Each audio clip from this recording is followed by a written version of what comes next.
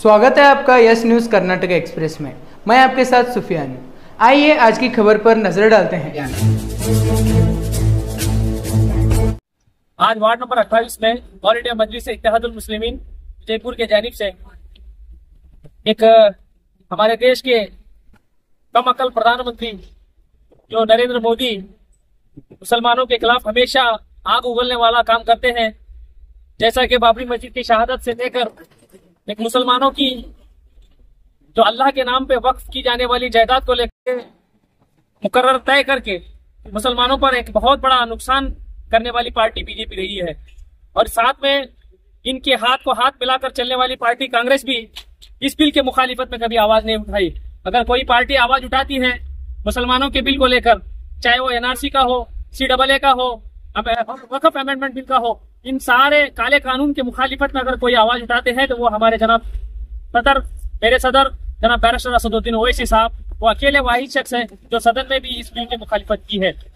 और ये सारे मुखालिफत करने के बाद हमारे मुसलमानों के रहनुमा जो मुस्लिम पर्सनल लॉ बोर्ड के नाम से जाने जाते हैं, उन्होंने एक मुहिम चलाई है कि वक्फ अमेंडमेंट बिल को लेकर मुखालिफत करने के लिए, उस बिल को रिजेक्ट करने के लिए ज्वाइंट पार्लियामेंट्री कमेटी के जो मुनक्किद किया गया है, उसमें हमारी मुसलमानों के जो राय पेश करने के लिए मौका दिया गया है। वो 13 सितंबर तक तारीख है। उस तारीख के अंदर सारे अवाम की तरफ से एक राय मांगी गई है। उस राय को लेकर जैसा कि हमारे बैरिस्टर असदुद्दीन ओवैसी साहब ने कहा है कि लोगों के पास जाकर लोगों की इस बिल को समझाकर इसकी मुखालिफत में एक स्कैनर भेजा गया है, उसको स्कैन करके हमारी मुखालिफत पेश करना है। तो जैसा बोर्ड ने जो स्कैनर भेजा है, उस स्कैनर को हम हमारी पार्टी की तरफ से इस बिल की मुखालिफत में, इस बिल को रिजेक्ट करने के लिए सबसे पहले हम हमारा वोट देने के लिए तैयार हैं। और लोगों के दरमियान में आकर हम लोगों को ये समझाना चाह रहे हैं कि आप भी अपने मोबाइल से इस स्कैनर को स्कैन करके आपका भी ये जो वक्फ अमेंडमेंट बिल जो है 2024 का, उसको रिजेक्ट करने के लिए हमारा वोट दे रहे हैं। सर, ये इससे करने से क्या होगा? वोट लोग देते हैं स्कैन करके, इससे क्या होगा? अल्लाह की तरफ से उम्मीद है कि हो सकता है कि ये ऐसा करने से कि मुसलमानों भी जो भी हमारे मुखालिफत आती है उसमें आवाज उठती है, तो जैसे हम आवाज उठाते हैं तो ये बिल हो सकता है अल्लाह के वफर ये बिल कैंसिल हो जाएगा। अगर कैंसिल हो जाएगा तो हम मुसलमानों की जो भी जायदाद है, मस्जिदें हैं, खानकाएं हैं, कब्रिस्तान है और हमारे कॉम्प्लेक्स हैं वक्फ बोर्ड के, ये सारे ये मुहाफिज रहेंगे, मतलब हमारे मुसलमानों के अंडर में रहेंगे। अगर ये बिल पास हो गया तो समझ लो कि ये सारी जायदाद जो है वो मोदी अब सिर्फ वो हम दो हमारे दो के जैसे चलते हैं, अदानी और अंबानी के दोस्त हैं खास, इनको डेवलपमेंट करने के लिए हो सकता है आने वाले दिन में ये भी जायदाद लेकर उन लोगों को देने की कोशिश में लगे हुए हैं। तो हम चाहते हैं कि ये बिल पास ना हो और ये बिल रिजेक्ट हो, मुसलमानों की हिफाजत हो जाए। सर, जबकि विरोध पक्ष जो है अभी स्ट्रांग में है, वो क्यों आवाज नहीं उठा रहे इस बिल को लेकर? उन लोगों को डर है कि आने वाले हिंदू के जो वोट है वो आने वाले इलेक्शन में उनको ना मिले। अब यहाँ का कर्नाटक का मसला लीजिए, 88% मुसलमान एक जो आपके सीएम है सिद्धरामैया, उसको वोट दिए हैं, 88% मुसलमान दिए हैं, लेकिन 88% वोट देने के बावजूद भी ये बिल पास किया जा रहा है। तो कर्नाटका की ओर से, ये कर्नाटका की सरकार कांग्रेस की ओर से क्या मुखालिफत हुई? आज तक कोई मुखालिफत नहीं किया। इस बिल को पास करने के लिए जब सदन में राय पेश की गई तो उनके जो मोहब्बत की दुकान चलाने वाले दुकानदार हैं राहुल गांधी, हाथ नहीं उठाए। हमारे स्पीकर साहब पूछते हैं कि इस बिल की मुखालिफत में जो हाँ कहना चाहते हैं हाथ उठाइए, तो हाँ की तादाद ज्यादा हो जाती है। हाँ की तादाद में अगर हाथ उठाते हैं राहुल गांधी, अखिलेश यादव, ये सब लोग खामोश बैठे हुए हैं, लेकिन इनकी खामोशी ये जाहिर करती है कि ये मुसलमानों के पीठ के पीछे छुरा भोंकने वाली पार्टियां हैं।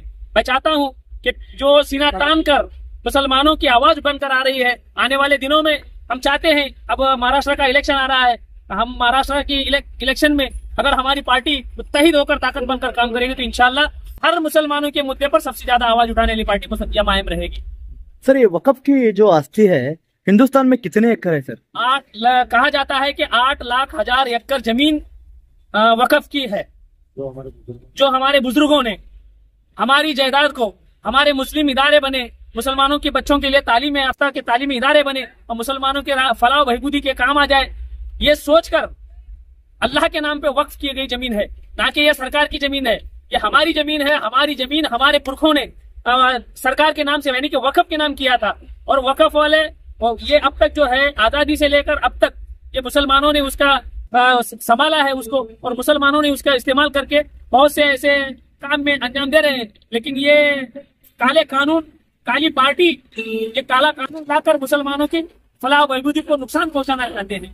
सर, बीजापुर में कितने एकड़ वक्फ आती है?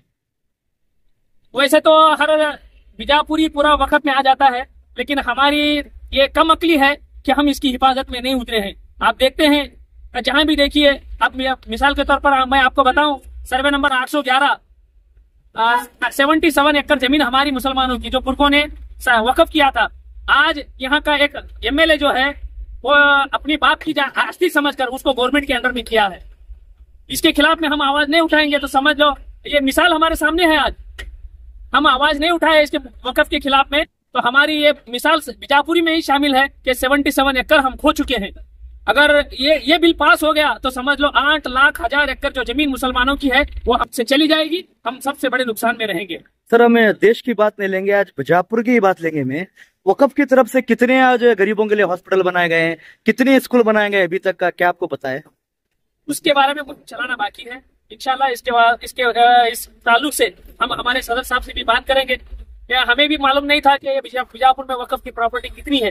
जब ये 77 एकड़ गवर्नमेंट के अंदर चली गई तो उसके बाद हमें भी थोड़ा सा शौक पैदा हुआ कि वक्फ की जमीन के बारे में जांच पड़ताल कर रहे हैं। उसके बारे में आरटीआई में हम माहिती भी कलेक्ट कर रहे हैं।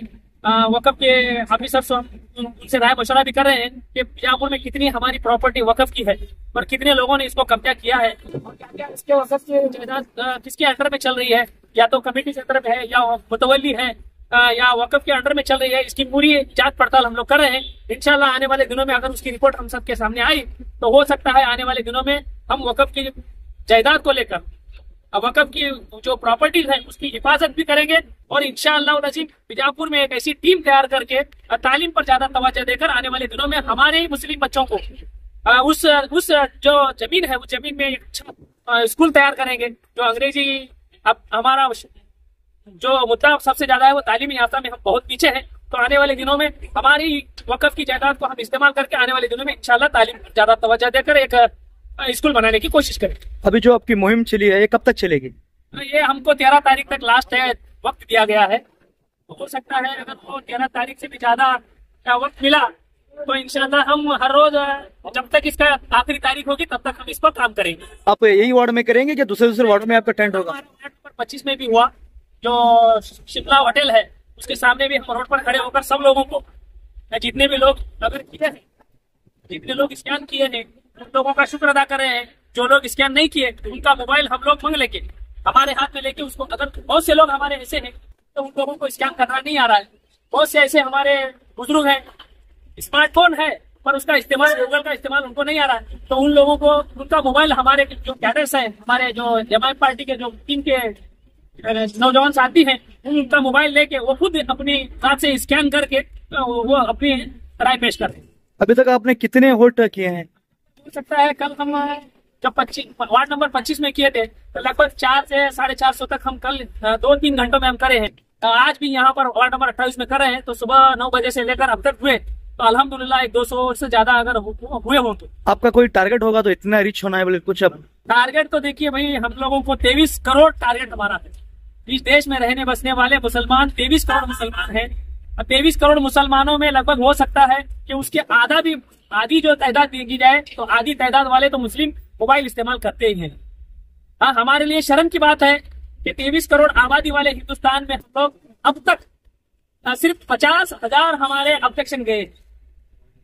मैं तो चाहता हूं जैसे ये बिल के बारे में बताया गया तो उसी दिन हमारे 23 करोड़ ऑब्जेक्शन जाना चाहिए था।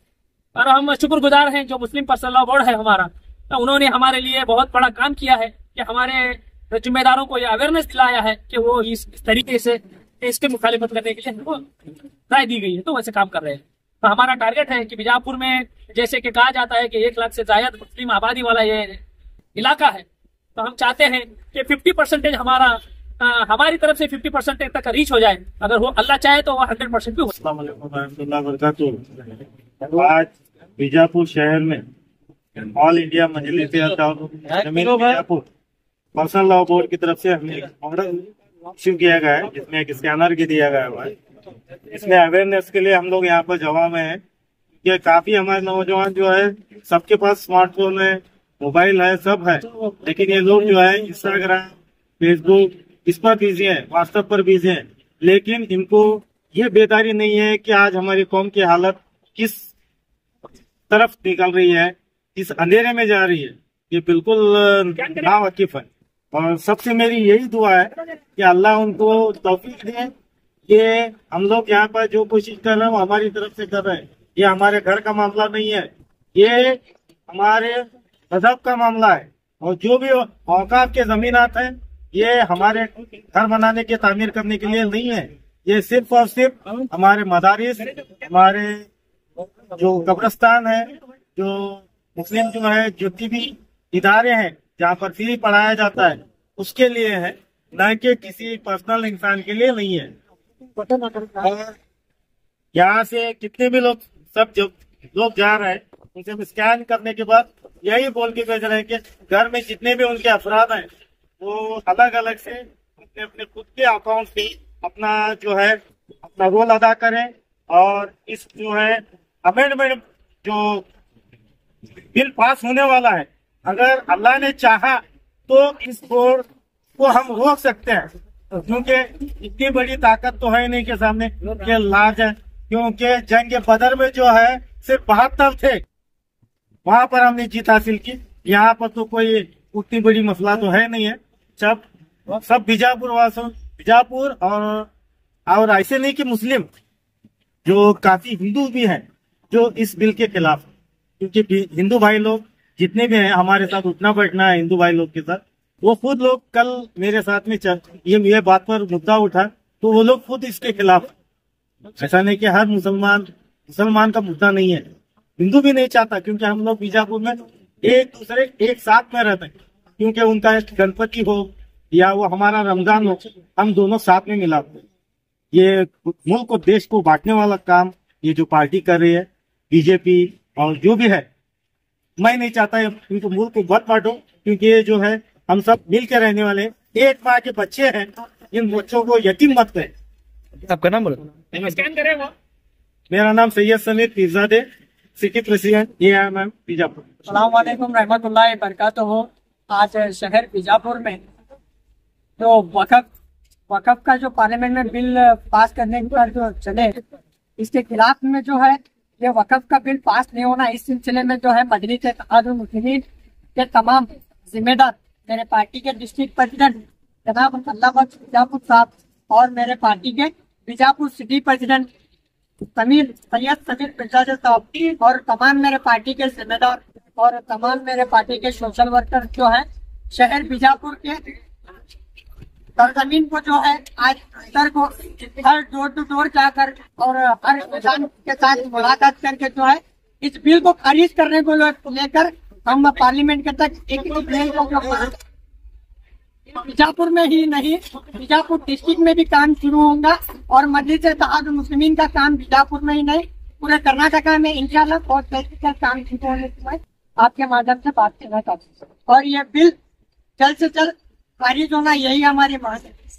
अभी आप क्या कर रहे हैं यहाँ पर? ये जो वक़्फ़ की जमीन जो हमारे बुजुर्ग लोग जो वक़्फ़ को जमीन देते हमारे मस्जिदों के वास्ते, हमारे मदरसों के वास्ते, फिर बाद में कब्रिस्तान के वास्ते, ये जमीन को जो है ये बीजेपी के जो लोग हैं और ये जो कांग्रेस के जो लीडर्स हैं, एक लोग को जो है ये बिल को क्या है लोग को जो है हमारे मस्जिदों का जगह, कब्रिस्तानों का जगह ये जब्त करने की जो कोशिश चल रही, ये नहीं, ये कोशिश को हमें खारिज करने के वास्ते जो है आज बीजापुर के सरजमीन को हमें उतर को जो है खारिज करने को जो हमें जमीन पे उतरा है।